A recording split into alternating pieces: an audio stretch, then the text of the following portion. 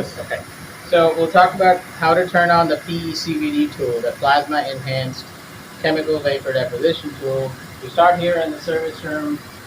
First thing, you want to turn on the nitrogen.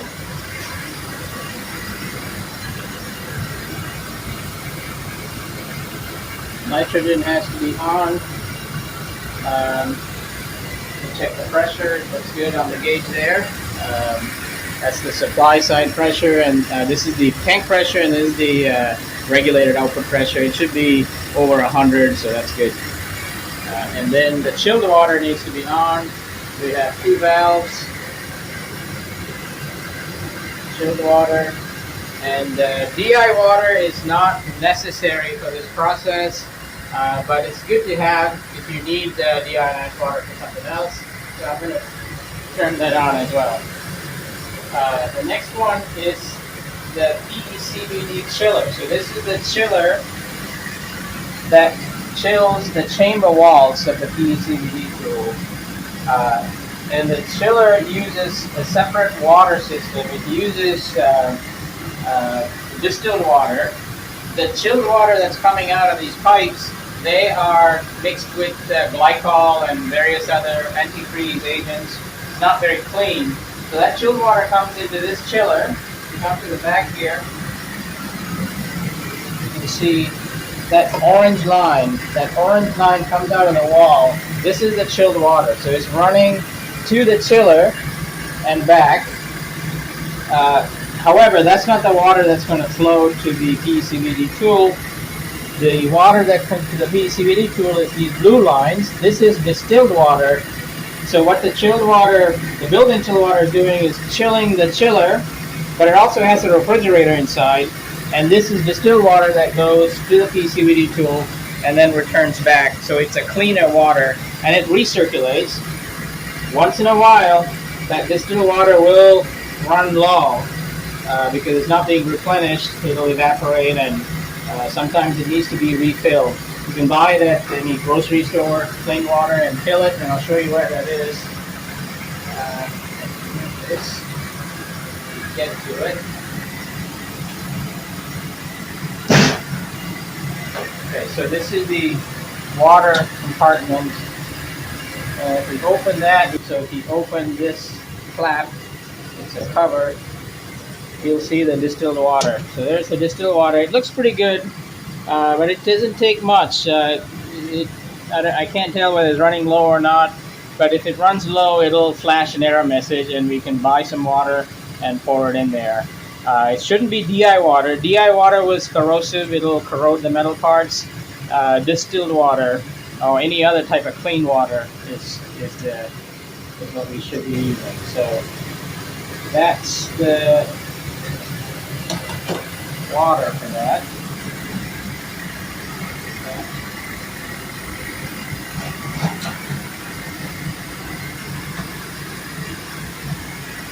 Okay, so then we need to turn on the tool, turn on the chiller. We leave this on. This is always on, so its main power is on. It's not running. It's on just on standby. So if we hit start, the start key, you'll hear there's a refrigerator that'll come on. So there you can hear the refrigerator. It's running, and that's it. It just runs, and then it's recirculating the water and the pump. Now, it's very important to have this chilled water on when this is running. If you turn that off, this chiller is going to overheat, and it's going to actually trip a circuit breaker, which is not easy to access. It's not on the front panel. It's actually a valve, a valve from the refrigerant line that trips. It's hard to get to it. So make sure the chilled water is running whenever this is running. So when we turn it off, we have to follow the same sequence. We turn this off, wait for it to fully turn off, and then we turn off the chiller water. Okay, so we're just going to talk about how to run a Pecvd process. This is the Pecvd Plasma Enhanced Chemical Vapor Deposition Tool. The chiller should be on in the service room. Chiller is running. We could go with the rest of the process here. the water needs to be on first, chilled water. So the chilled water line, there's multiple lines here, so check to make sure you're turning on the right valve. So this is the line that's going to the Pecvd here. So turn on the return. Usually it's a good idea to turn on the return side first and then turn on the supply. This will avoid a high pressure water from running into the tool and no way to get out. So turn on the return first and then the supply side. Now the water is running. Check the water pressure as well. The water pressure has been running very high at 140 psi. It's okay, but just keep an eye. Just make sure that the water is actually pressurized. So chilled water is on. The next step is on the lower panel here. This should be always on. So machine is always on, which means the RF generator is on, impedance matching is on, the heater is on. I don't know why this is at 38. It should be at room temperature unless somebody just ran it. Okay, so this is the temperature of the chamber. This is the computer. It's a very old computer, so it's best not to turn power on and off, let it run. So the first step is to turn on the pump. This is it's a two-stage pump.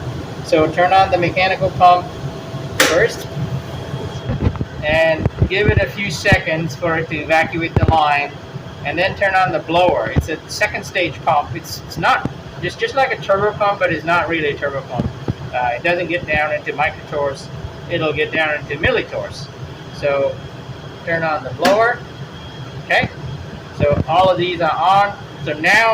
So do these first before getting on the software, because the software will alarm if any of these are not on. Okay, so on this computer, which should be on, go to Sysmon. As you can see, this is Windows 98. Sysmon.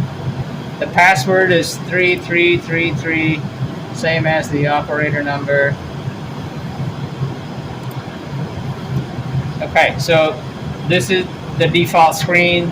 You can see that the chamber is under atmosphere, and here are the two pumps. This is the mechanical pump, and that's the blower pump.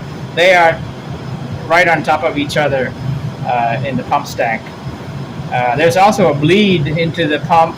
When after too much of idle time, if you're not doing anything, it'll turn on the bleed, so there'll be some flow into the pump. If there's no flow, there is a risk of backstreaming from the pump. Oil could backstream into the chamber, so there's bleed is there.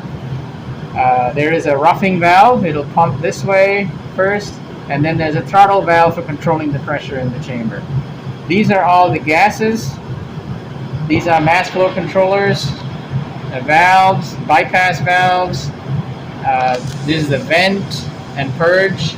Purge for just flushing the system, vent for opening the chamber door. They're all valve controlled, and they're all controlled from the software. So the gases are silane, nitrogen, ammonia, again another nitrogen, nitrous oxide, SF6. So typically we run silicon dioxide. If you're doing silicon dioxide, we use silane and nitrous oxide. SiH4 plus N2O will give you silicon dioxide. So once you've turned on and verified all of these are looking fine, go into standby. If you hit standby, this will start heating up the substrate stage. Inside this chamber there is a heater, like a hot plate, and that's what the temperature is. It's right now 39.7, and the standby will apply the standby temperatures. So go on to utilities, set standby temperatures. Right now it's set to 300 degrees Celsius. If you don't need 300, you do 200. You can do that. So let's just, I'm going to leave it at 300. Let's bump it up to 300. This temperature is called the heat exchanger upper This is the heat exchanger, the chiller that's in the service room. We are setting the temperature of the heat exchangers. It's set to 20 degrees, and what the purpose of that, so just to close this off, what the heat exchanger is doing is it's sending the distilled water, the clean water that comes through the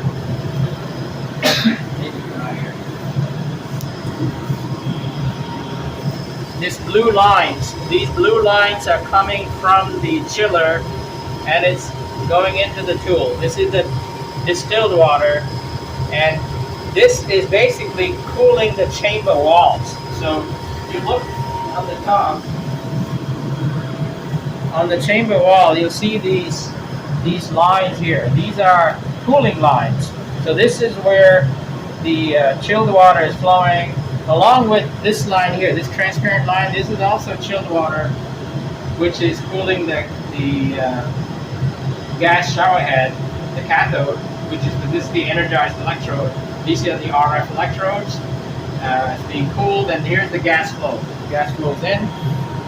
So this water is kept clean by using this chiller instead of flowing the building chill water directly into this. Because if it gets clogged up in here, it's very difficult to clean.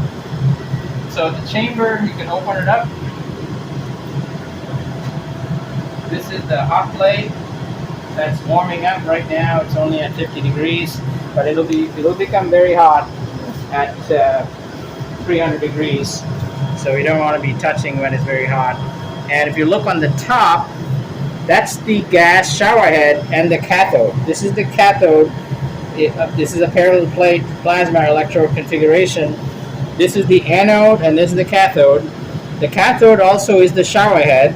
So there are little tiny holes which you don't see where the gas is flowing out of. So it's spraying gas onto this wafer stage where you put your wafers, where you're growing the thin films. There are windows. You can look at the plasma, but the plasma is not very intense. We run at very, very low powers. But if you turn off the lights, you can see it. So we're going to leave it like this until it heats up, and then we can run a process. We could change the substrate temperature, the standby temperature. We have it at 300 C. I'm going to put it to 200. Nope. Put it to 200, and that will set the set point to 200. And you can check here, 199. So it's got a few more degrees to go. So let's look at the program. How do we program this? So if you go under Process, Edit, I have several processes here. Not all of them we use. The common one is this called oxide, oxide.prc. Open that, so click OK. So this is the process steps. There are 8 steps in this. The initial is the initial conditions before the process will even begin. So if you double click on that, you can see the initial pressure has to be 2.5 10 to the minus 2 torrs. That's 25 millitorrs. So the pressure has to be below 25 millitorrs before the process will even begin. We can change it to a lower number or higher number, but this is a good place to be. And once it reaches that 25 millitorr, it will hold for 10 seconds before moving on to the next step. These are the temperatures for this step.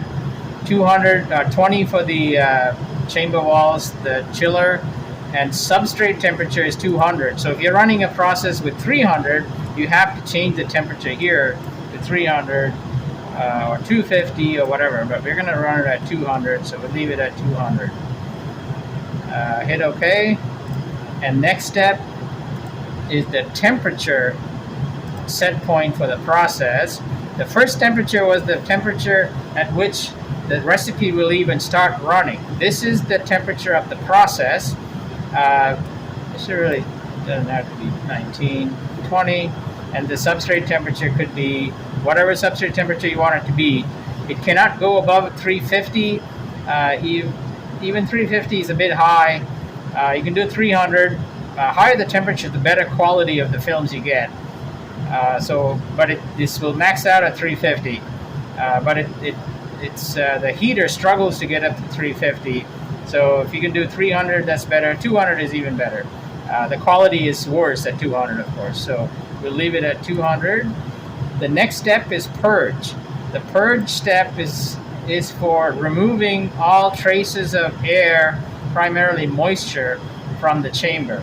So it's going to purge nitrogen through the chamber for 2 minutes, and it's going to raise the pressure to 500 millitorr. So remember, we had a base pressure of 25 millitorr, so it's going to put in nitrogen to raise the pressure to 500 millitorrs, and then once it reaches 500, it'll wait for 2 minutes, purging while purging the chamber for 2 minutes continuously to remove all traces of air inside the chamber, because you don't want to introduce the reactive gases, silane and nitrous oxide and all of that, while there are traces of air in it. So this is the purge step.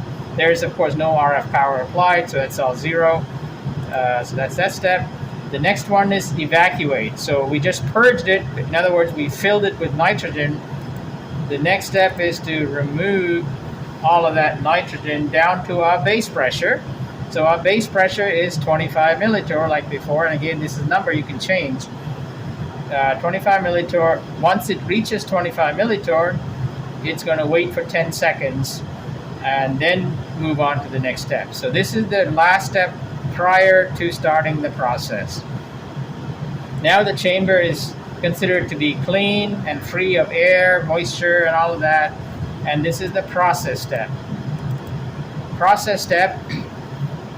First, you got to say we always run the terminate by fixed time instead of deposition. We don't have a monitoring tool, so it's all by fixed time, meaning it'll run for 10 minutes. So we can run this process for 10 minutes. You can change that.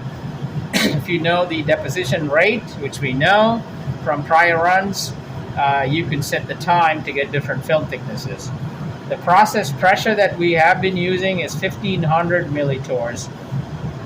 So we'll leave it at that. And these are all the gases that are going to be used. Silane is, the flow rate is 100 SCCM, standard cubic centimeters per minute. That's the measure that is commonly used for gas flows.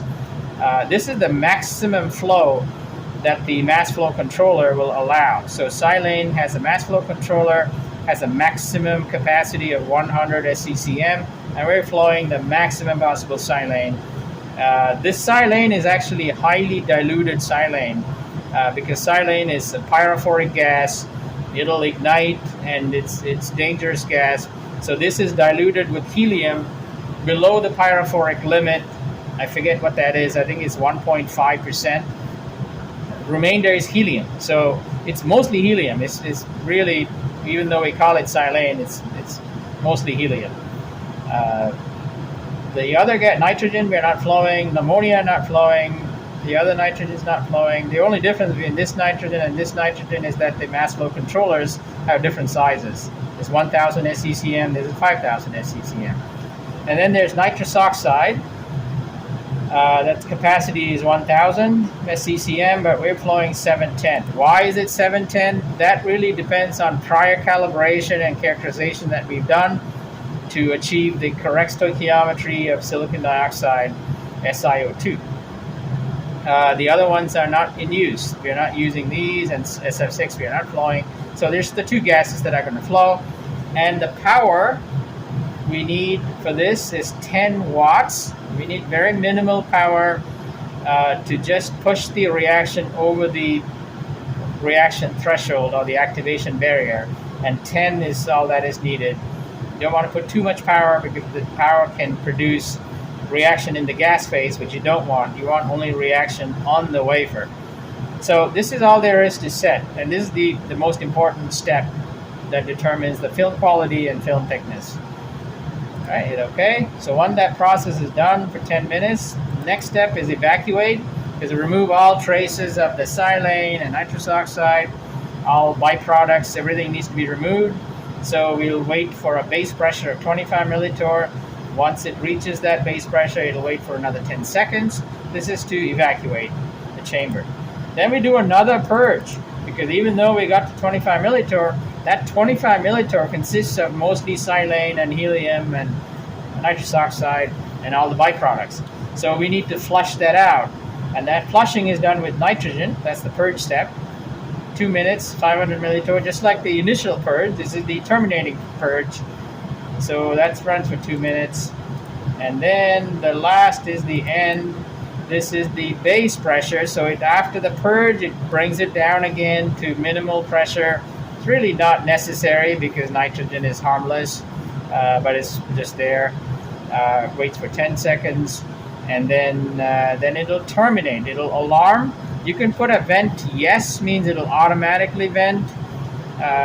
We normally leave it like this, so it'll stay under vacuum until you are ready to vent the process and retrieve the wafer. So there it is. And if you changed anything, you have to save it. And I think I changed something, so I'll hit save. It's asking, do you want to overwrite? Yes. And then we can exit. Do you change the process time? 10 minutes. Right. Yeah. Yeah. So 10 minutes. All right. So now we load the process. The process we edited is one of many process. It doesn't know what process is going to run. So if you look here, it says process is none. Nothing is loaded. So let's load the process. Go into that oxide. Hit OK. So now it's loaded that process. It's ready to run the process. So we should load a wafer. So let's put it on stop. Okay, so I'm going to place this quarter piece of wafer as our dummy sample for growing an oxide. You can put some marks on it if you want to measure the film thickness. Right now there's nothing on it. It's a blank wafer, so open the chamber. And be careful because it's hot. It's 200 C, so don't touch it. Place it in the middle. And sometimes it slides off, and it can slide off even during the process. To avoid that, I like to put some microscope slides around it to prevent the sliding. So let me show you that. Yep. Take a couple of microscope slides and place it around it. Be careful, it's hot. So do that. It tends to slip to the back because I think it's slightly tilted backwards. So if you do that, it'll prevent the wafer from sliding back. The microscope slide is heavier, so it's not going to slide, and the wafer will now stay in place. And then close the chamber. So close the door, and we'll do pump chamber. So we do pump chamber here. It's going to pump the chamber. Hold the door down because sometimes it doesn't seal. You can see what it's doing is that it's pumping through this roughing line. Yeah, didn't like it. It's and if it alarms, you can silence the alarm and investigate the problem. And it may take a bit of cleaning up the whole.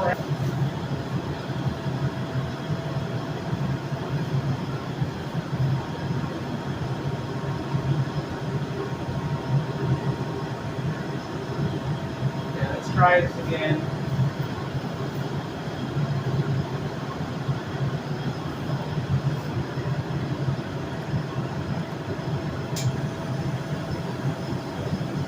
Okay, I think it caught this time. There was something preventing.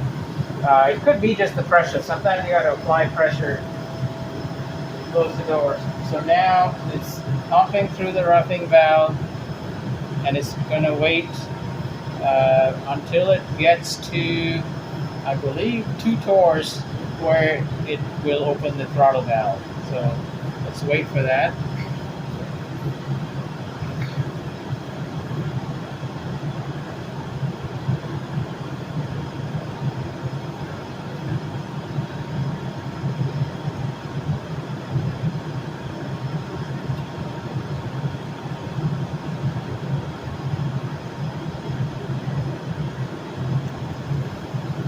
every time we open the chamber, the temperature of the substrate, the heater is going to drop.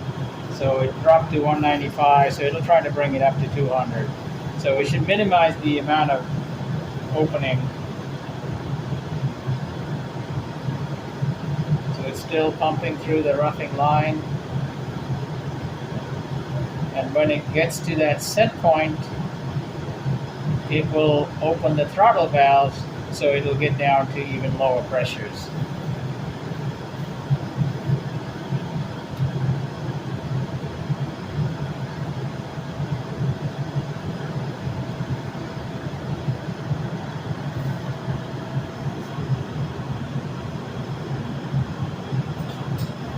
Okay, so there it is. So it's 2 torrs is the threshold where it switches the throttle valve. So throttle valve is open and the pressure is dropping, 88 millitorr. We need to get down to 25 millitorr before it'll begin the process, but we can start the process at this point and it'll just wait till that pressure is achieved. So let's do run. It's loaded, program is loaded, we can run.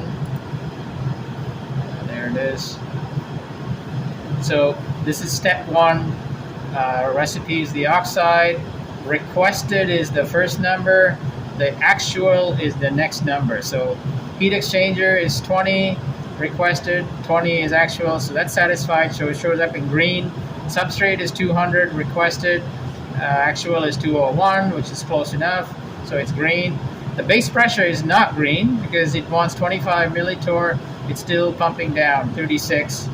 So it's going to wait until it is green, and then it's going to count upwards to 10 seconds. So it's coming down pretty quick. The first process we run may take a little bit longer because if it's been sitting idle, there'll be a lot of moisture that needs to be pumped out, so it will take a little bit longer. So we'll wait for it to get to 25. If you're running multiple steps, this will go a lot faster on the second, third steps because the chamber would be cleaner.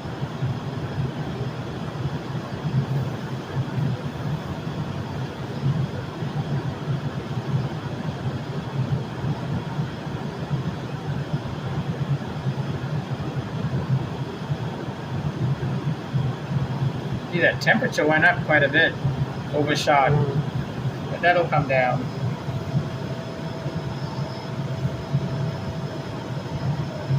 And we can set tolerances for all of that. When is it acceptable? When is not acceptable? That's all set under the service menu. We can edit those, but it's best not to mess with it. Okay, it's almost there. There it is, 25. Let's wait for it to turn green. There it is. Now it's going to count to 10 seconds, and then it'll move to this next step. Okay, this next step is just the temperature. Okay, that went past it. And now step 3, this is the purge step. It's purging nitrogen, 500 millitorr. This is actual, so it's going to try and get to that 500 millitorr. It overshot a bit, but it's coming down. Okay, now it's satisfied, and the clock's running here. 2 minutes, time left is minute 53. So it will run for 2 minutes.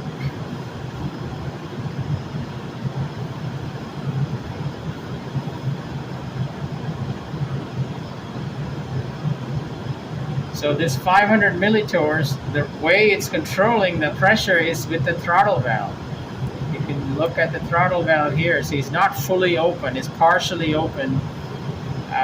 And the roughing valve is closed, so nothing is going this way, everything is going this way. And the throttle valve will adjust to achieve this 500 millitorrs. So that's the real pressure control mechanism. The pump is running at full speed.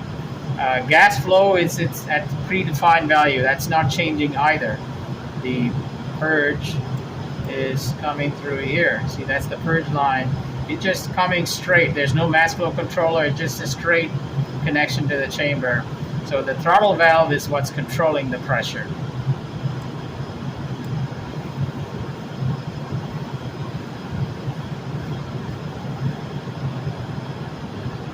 So none of the other gases are running, they're all shut off. The green or the blue means that there's a gas in that line. So right now there's nitrogen all the way here up to the chamber.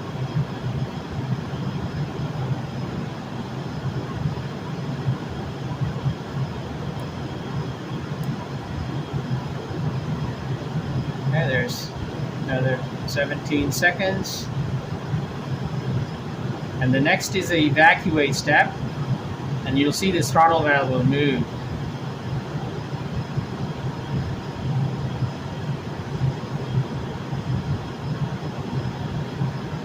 Okay, the next step, 10 seconds. Throttle valve, actually it didn't move that much. There it is, yeah, now it moves. So it's fully open. It is pumping to 25 milliliters. It's actually got to 50 milliliters. Okay, 10 seconds, it passed it. This is the process step. Now it's flowing the gases, silane, ammonia.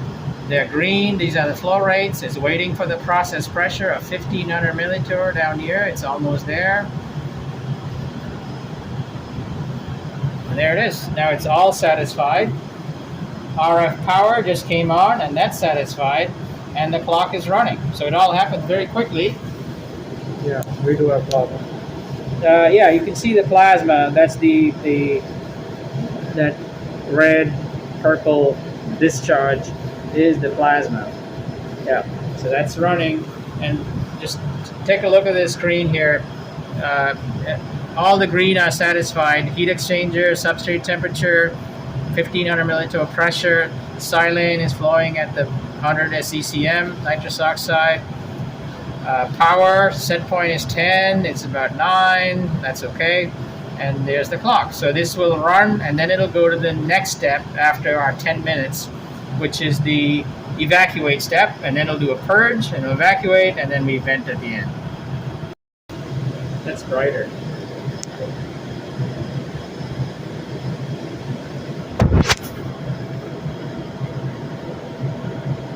So that's the plasma glow with the lights turned off. What happened there? The battery. The battery. Oh, battery. Okay.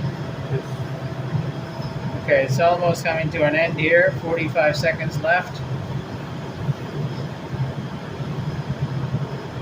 So this is the deposition step, and then it's going to go to the evacuate is the next step.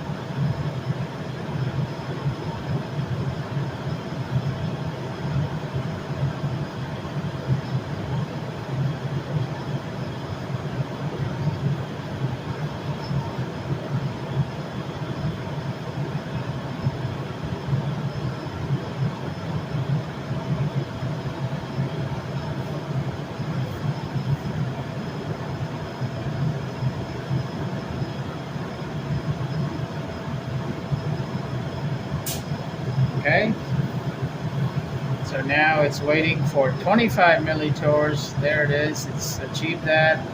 Wait for 10 seconds. And the next one is purge. Okay, there's the purge step. It's purging nitrogen, waiting for 500 millitors. And you can see the line, purge line is on.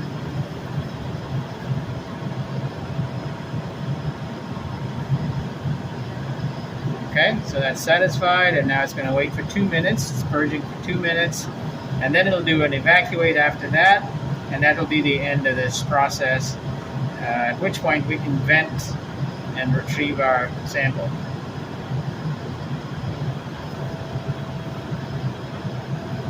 So just like in any other tool, there is an emergency shutoff here. This is the EMO switch, emergency off switch. If anything happens that is really out of control, you can hit that and it'll stop, turn the power off of the whole system.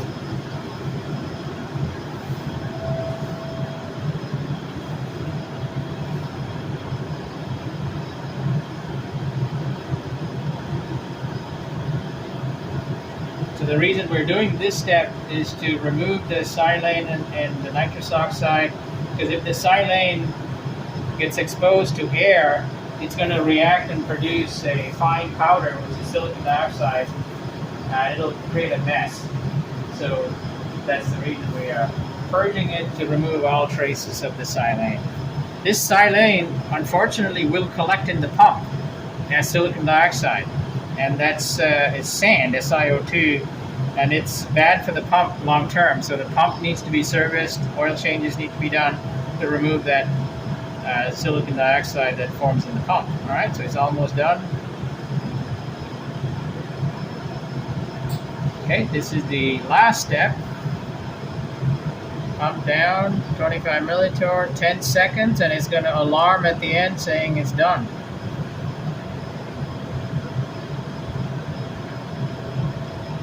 Okay, so there's the alarm. Process complete. You can hit OK, and it's ready. At this point, it's all done. Our process is done, but it's still under vacuum. It's at 11 millitorrs. So we can go and vent. That's under Utilities. Vent. Hit vent. It's going to close the throttle valve, and then it's going to open the vent valve. Okay, it's closed. There it is. The vent valve is now on. It's flowing nitrogen. Really, the purge and the vent are same in our case, but they are two separate lines. Yeah, so it's waiting for the chamber pressure to come up to atmosphere. Now, it may not sense a proper chamber pressure or proper atmospheric pressure. It may continue to vent even after the chamber reaches atmosphere. So you have to kind of pull the chamber open to check periodically. Because sometimes it doesn't stop venting. It'll keep on venting, thinking it's still on the vacuum. So it takes about a minute.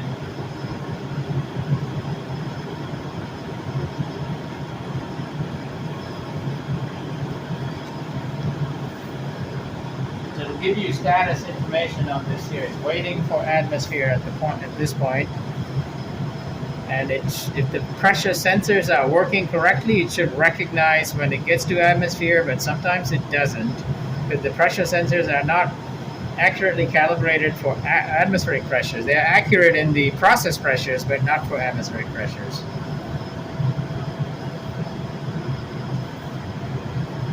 So periodically just lift and see if it opens.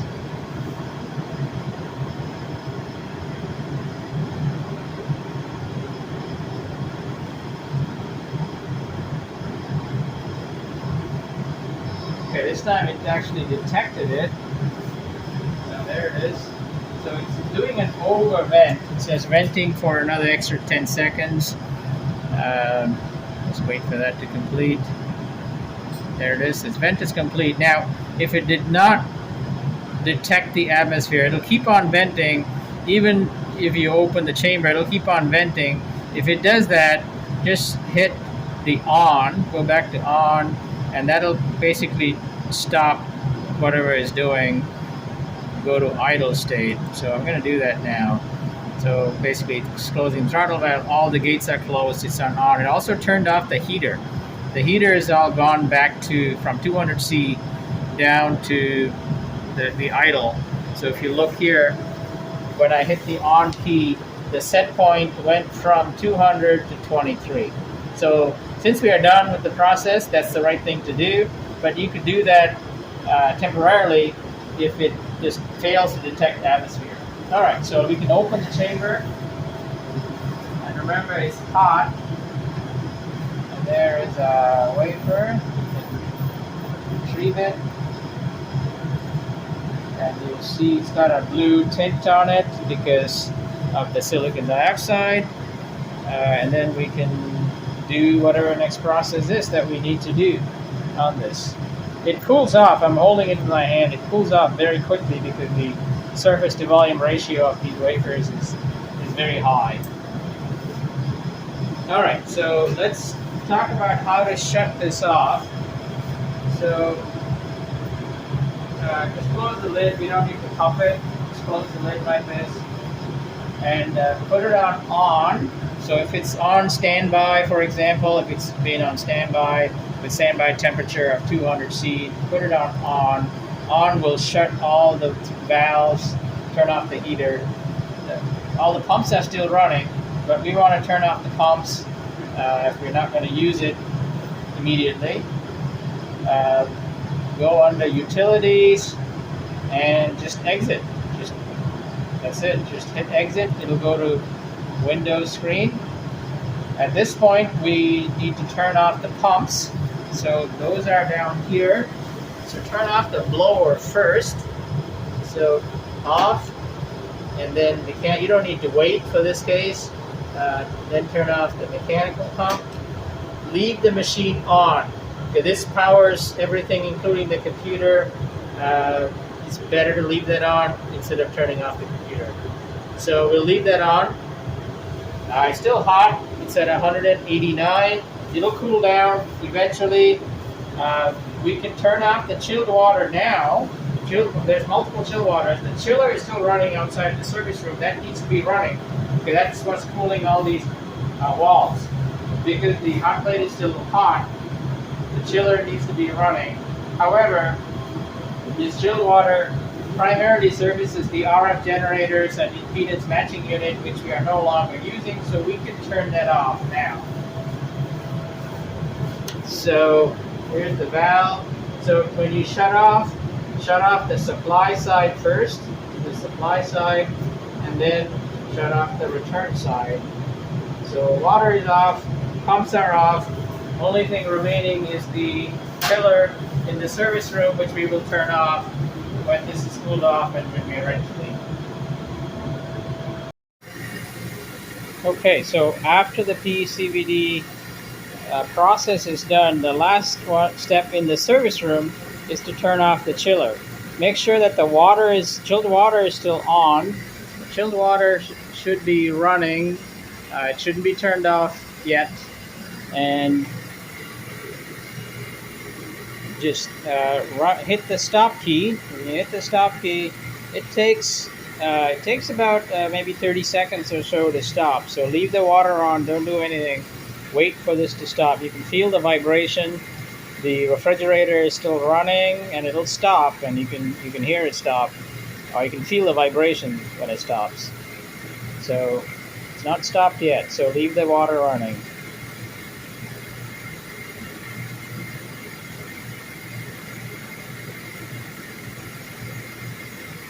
There. So now it's stopped. You can hear it stop, and this light went away.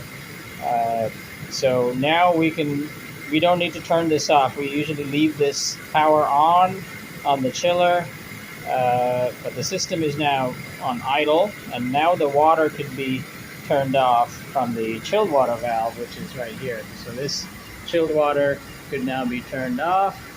I'm going to leave it on because we're running some other process, but now the Pecvd is completely safe to leave it on idle.